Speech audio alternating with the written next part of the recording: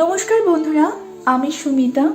আমার চ্যানেলে আপনাদের সকলকে অনেক অনেক স্বাগত। আশা করছি আপনারা সকলেই ভালো আছেন এবং ঈশ্বরের কৃপায় সুস্থ আছেন। সামনেই আসতে চলেছে বাঙালিদের একটি বড় উৎসব সরস্বতী পুজো।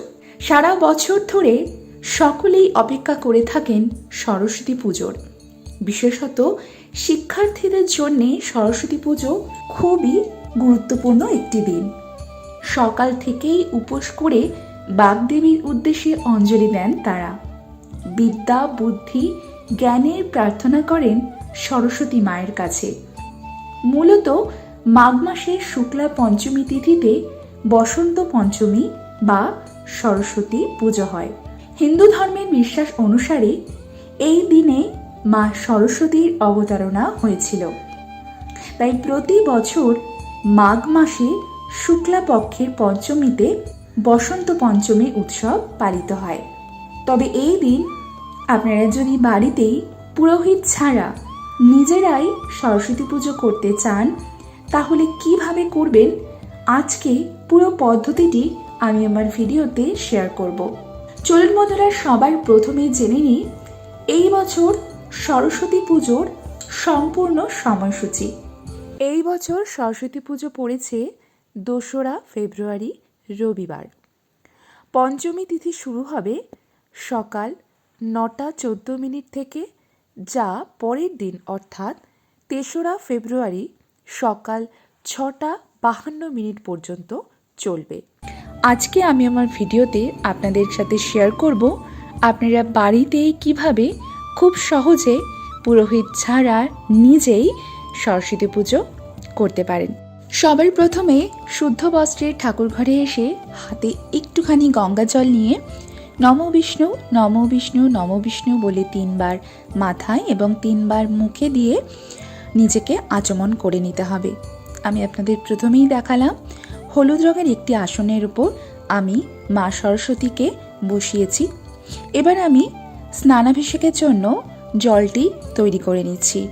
একটুখানি জলের মধ্যে একটু হলুদ এবং একটুখানি অগুরু মিশিয়ে নিয়েছি এবং এই জলটি একটি পরিষ্কার কাপড়ের মধ্যে নিয়ে আমি মায়ের স্নানাভিষেক করিয়ে নেব। যেহেতু আমার মাটির মূর্তি, তাই খুব সাবধানে আমি করছি যেন কালার না উঠে যায়, কোনো জায়গায় না নষ্ট হয়। তার জন্য আপনাদের যদি অন্য ধাতব মূর্তি থাকে সেক্ষেত্রেও আপনারা পঞ্চামৃত দিয়ে কিন্তু স্নান করাতে পারেন। এরপর আমি একটি হলুদের টিকা দিয়ে দিচ্ছি মা সরস্বতীকে। জয় মা সরস্বতী জয়। এরপর আমি সিঁদুরের টিকা দিচ্ছি মাকে।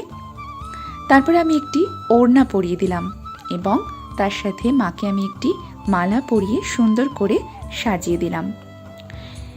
মায়ের পাশে আমি আমার ছেলের যে স্কুলের বই আছে সেগুলি রেখেছি, আপনারা আপনাদের মতো রাখবেন। আর একটি দোয়াত রেখেছি।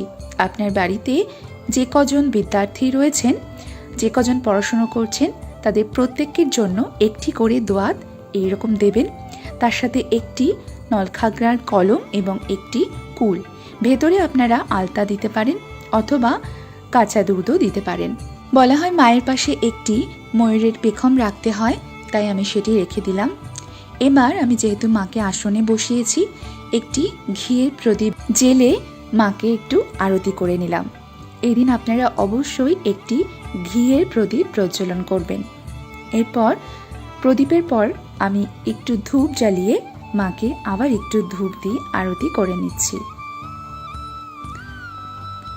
এরপর আমি ঘরটি সাজিয়ে নেব। আমি এই ক্লিপটি অন্য একটি আমার ভিডিও থেকে নিয়েছি। আমি আমার এই ভিডিওর ক্লিপটি শ্যুট করিনি, তো একইভাবে আপনারা ঘরটি যেহেতু প্রস্তুত করবেন, তাই আমি এই ক্লিপটি থেকে আপনাদের দেখিয়ে দিচ্ছি। ঘটে একটি স্বস্তিক চিহ্ন এঁকে নেবেন, পুত্তলিকা চিহ্ন সিঁদুর দিয়ে এঁকে নেওয়ার পরে ঘরটিকে জল দ্বারা পূর্ণ করতে হবে।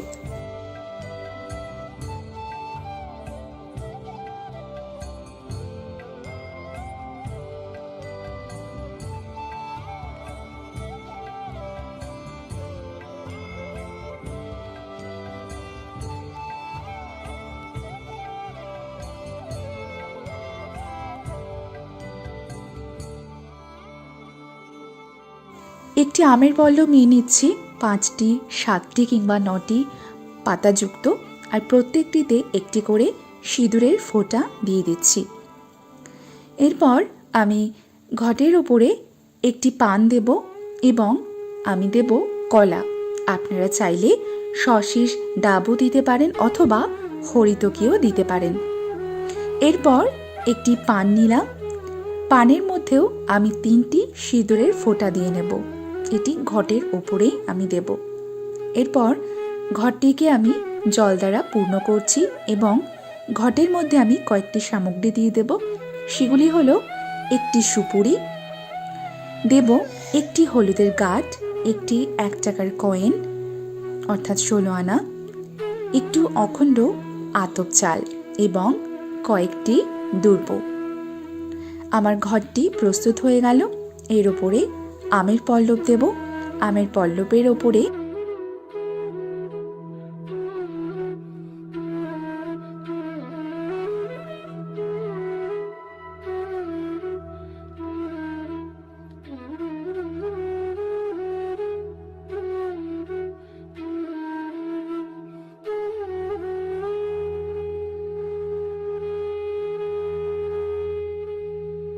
ঘরটি যেখানে বসাবো সেখানে আমি একটু আলপনা দিয়ে নিয়েছি আর একটুখানি গঙ্গা মাটি দিলাম।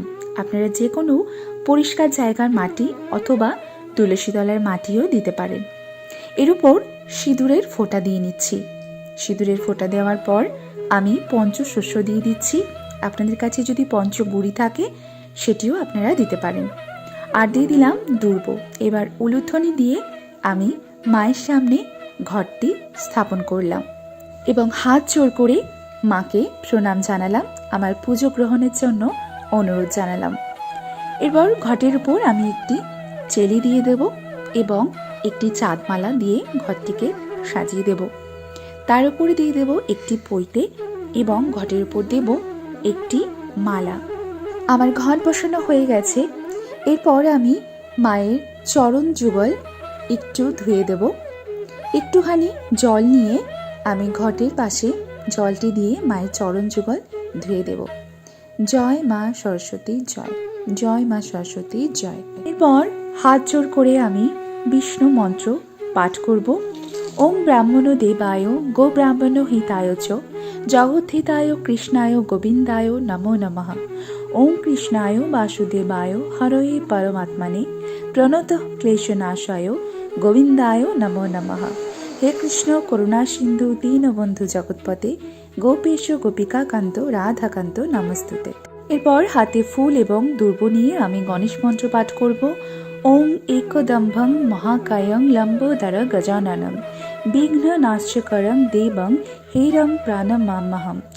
ওং সিদ্ধিদাত্রী গণেশায় সর্ববিঘ্ন প্রশান্তয়ে লেখকায় নমস্তভ্যং দেবাগ্র যজ্ঞ ভাগিনে। ওং গং গণেশায় নমঃ। এরপর হাতে ফুল এবং বেলপাতা নিয়ে আমি পঞ্চদেবতার উদ্দেশ্যে বলবো, এতে গন্ধপুষ্পে ওং শিবাদি পঞ্চদেবতাভ্যয় নমঃ। এরপর মাকে আমি আলতা, সিঁদুর, শাখা পলা আমি মাকে এখানে অর্পণ করছি। আপনাদের যার বাড়িতে যেরকম নিয়ম, অনেকের জোড়া কুল, জোড়া শিম, অনেক কিছু অর্পণ করার নিয়ম আছে, আপনারা সেগুলি অর্পণ করতে পারেন এবং পলাশ ফুল অবশ্যই করবেন। আমি এখানে মাকে মঙ্গল সামগ্রী একটি পানপাতার উপর হলুদের গাঁট এবং একটি সুপুরি দিয়ে আমি অর্পণ করলাম। এরপর ফুল বেলপাতা নিয়ে আমি পুষ্পাঞ্জলি দেব 3 বার, আর পুষ্পাঞ্জলি মন্ত্র আমি স্ক্রিনে দিয়ে দিচ্ছি, আপনারা সেখান থেকে দেখে নিতে পারেন। ওম জয় জয় দেবী চরাচর সারে কুচযুগ শোভিত মুক্তাহারে বীণা রঞ্জিত পুস্তক হস্তে ভগবতী ভারতী দেবী নমস্তুতে। নমো ভদ্রকল্লই নমো নিত্যং সরস্বত্যই নমো নমঃ। বেদ বেদাঙ্গ বেদান্ত বিদ্যা স্নেহভ্য এই বচ এষ সচন্দন পুষ্প বিল্ল পত্রাঞ্জলি সরস্বত্যই নমো নমঃ।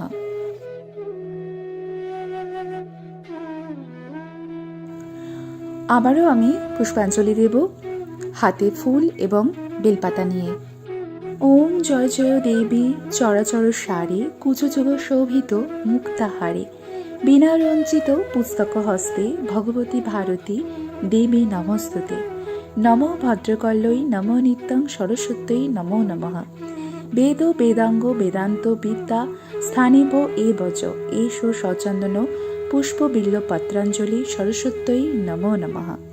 ওম জয় জয় দেবী চরাচর সারে কুজযুগ শোভিত মুক্তাহারে বীণা রঞ্জিত পুস্তক হস্তে ভগবতী ভারতী দেবী নমস্তুতে। নমো ভদ্রকাল্যৈ নমো নিত্যং সরস্বত্যৈ নমো নমঃ। বেদ বেদাঙ্গ বেদান্ত বিদ্যা স্থানেভ্য এ বচ এষো সচন্দন পুষ্প বিল্ল পত্রাঞ্জলি সরস্বত্যৈ নমো নমঃ।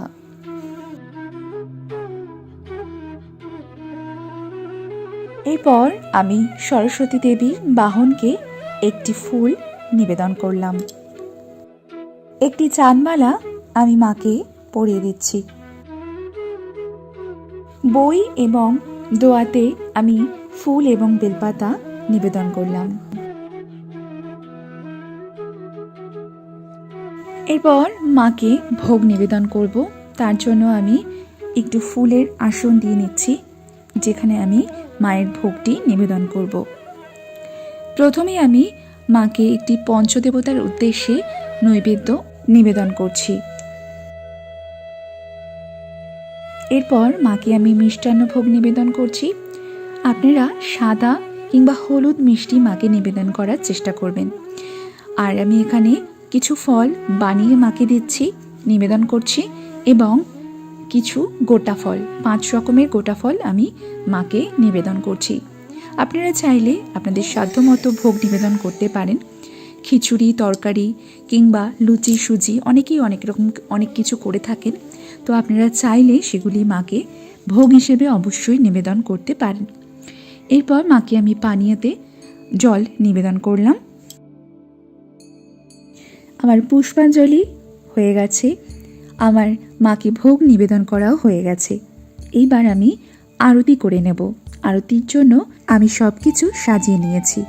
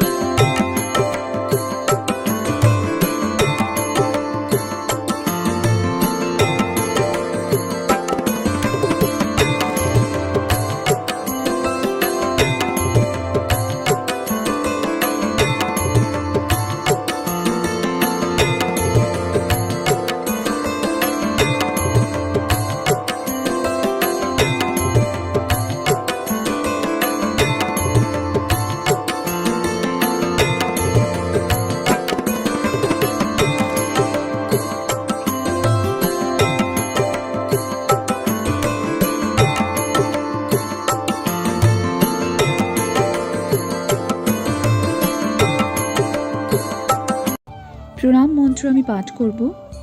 নমো সরস্বতী মহাভাগে বিদ্যে কমললোচনে বিশ্বরূপে বিশালাক্ষী বিদ্যাং দেহি নমস্তুতে।